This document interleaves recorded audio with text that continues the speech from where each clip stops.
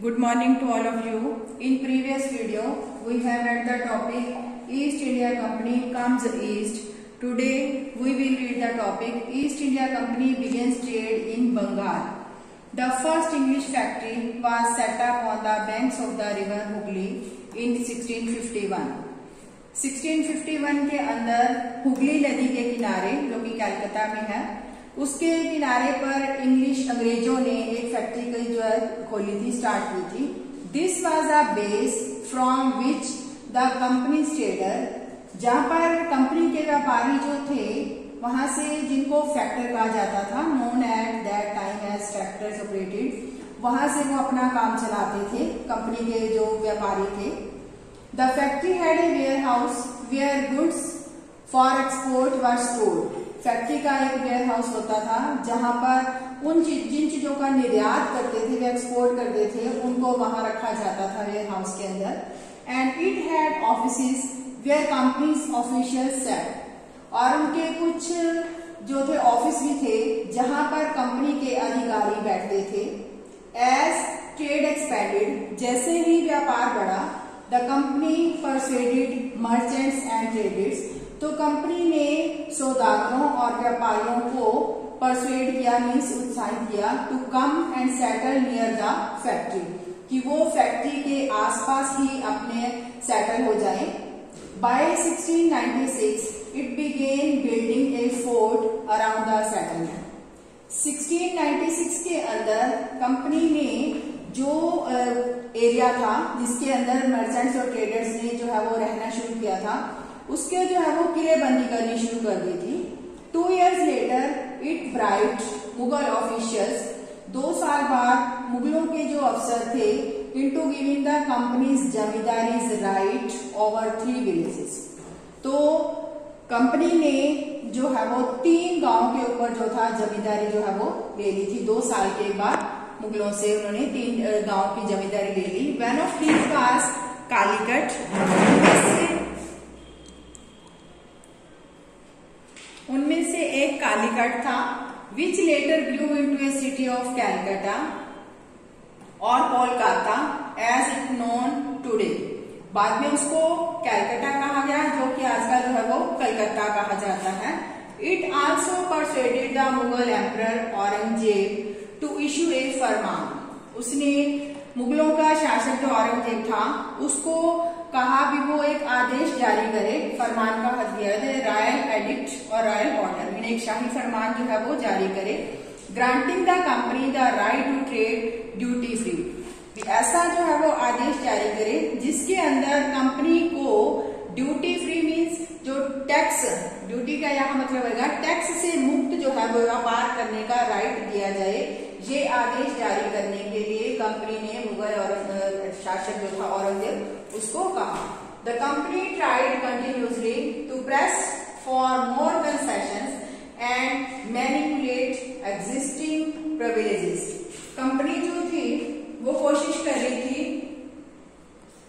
ज्यादा से ज्यादा रियायतें जो थी प्रिविलेजेस, एग्जिस्टिंग प्रिविलेज में जो ज्यादा से ज्यादा उनको जो रियायतें मिली हुई थी वो हासिल करने, और पहले से जो उनके राइट से उसको जो है वो ज्यादा लेने के लिए कोशिश कर रही थी. Aurangzeb farman for instance had granted only the company the right to trade duty free.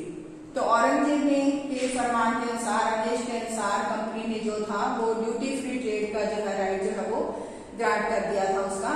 But officials of the company who were carrying on private trade, लेकिन कंपनी के जो अधिकारी थे जो अपना निजी व्यापार करते थे on the side, were expected to pay duty.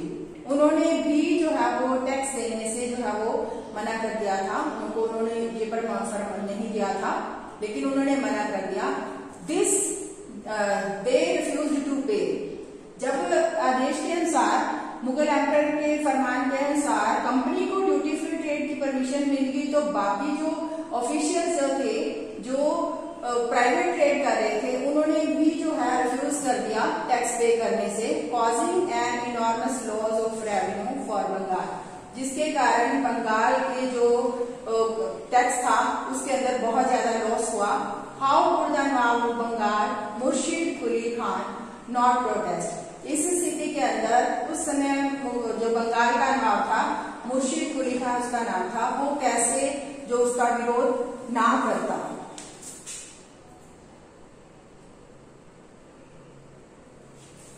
How trade led to battles, तो व्यापार के कारण जो है वो लड़ाइयां जो है वो बैटल्स या युद्ध कैसे हुए। Through the early 18th century the conflict between the company and the nawab of Bengal intensified. 18वीं सदी की शुरुआत के अंदर कंपनी के अंदर और बंगाल के नवाब के अंदर जो थे झगड़े जो थे वो बहुत ज्यादा बढ़ गए थे। इंटेंसिफाइड मीन बढ़ना। After the death of Aurangzeb, the Bengal Nawabs asserted their power and autonomy. Aurangzeb की डेथ के बाद बंगाल के जो नवाब थे वो अपनी पावर को और अपने एकाधिकार को जो है वो प्राप्त करने लगे थे।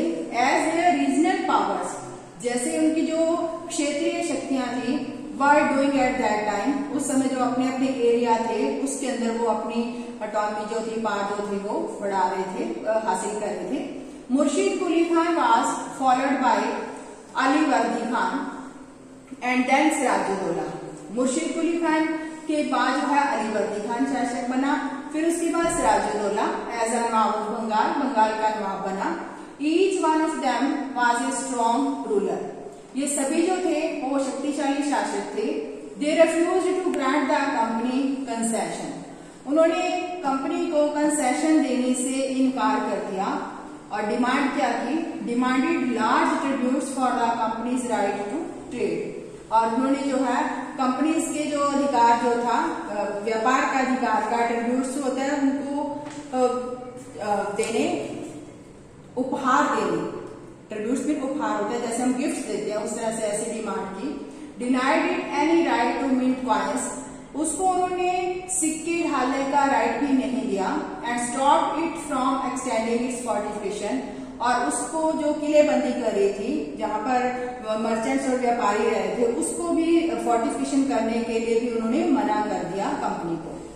Accusing the company of deceits, they claimed that the company was depriving the Bengal government of huge amount of revenue and undermining the authority of the Nawab. तो उन्होंने सिक्के ढालने से मना किया और उनको जो फोर्टिफिकेशन से किलेबंदी से भी मना कर दिया था। कंपनी के ऊपर जो था धोखाधड़ी का, डिसीट होते धोखाधड़ी का, मीन्स उसका जो करप्शन का जो था वो इल्जाम लगाने के बाद they claimed that the company was depriving the Bengal government of huge amount of revenue, जो रेवेन्यू है उनके धोखाधड़ी का लगाते कहा भी इसकी वजह से बंगाल की सरकार की वजह से जो है वो वसूली जो है उनकी रेवेन्यू जो है वो बहुत ज्यादा कम हो रहा है। And undermining the authority of the nawab, और नवाबों की अथॉरिटी जो है वो कम हो रही है। इट वाज रिफ्यूजिंग टू पे टैक्सेस, तो उन्होंने टैक्स पे करने से रिफ्यूज कर रहे थे। राइटिंग डिसरिस्पेक्टफुल लेटर्स, उन्होंने उनके सम्मानजनक पत्र जो थे अपमानित, डिसरिस्पेक्टफुल मीन अपमानित जो है वो पत्र लिखे उनके। And trying to humiliate the Nawab and his officials, तो उनके जो नवाब जो थे और उनके अधिकारी जो थे उनको उन्होंने अपमानित करने के लिए जो ऐसी चिट्ठियां लिखी उनके। The company on its part declared, तो कंपनी ने ये घोषणा कर दी that the unjust demands of the local officials, कि जो स्थानीय ऑफिशियल्स है उनकी जो है वो अन्यायपूर्ण जो मांगे हैं were ruining the trade of the company, उनकी ऐसी मांगों के कारण कंपनी का व्यापार जो है वो नष्ट हो रहा है। कंपनी ने ये घोषणा कर दी। And trade could flourish only if the duties were removed, तो उन्होंने कहा कि अगर हम उसके ऊपर टैक्स को ड्यूटीज फ्री कर देंगे तभी जो है हम अपना व्यापार जो है जो फ्लोरिश कर सकेंगे, मीन्स बढ़ा सकेंगे। It was also convinced that to expand trade, it had to enlarge its settlements, buy up villages and rebuild its forts. तो इससे उन्होंने कन्विंस क्या किया, अपने ट्रेड को बढ़ाने के लिए लार्ज सेटलमेंट्स और अपने जो वहां पर जो सेटलमेंट थी उसको भी उन्होंने बढ़ाना शुरू कर दिया। गांव को खरीदना शुरू कर दिया और उसके ऊपर जो थे अपने जो है किले बनाने शुरू कर दिए। The conflicts led to confrontations and finally culminated in the famous Battle of Plassey। तो ये जो उनके बीच में झगड़े जो थे वो बढ़ते गए, जिसके कारण जो है वो प्लासी का युद्ध जो है वो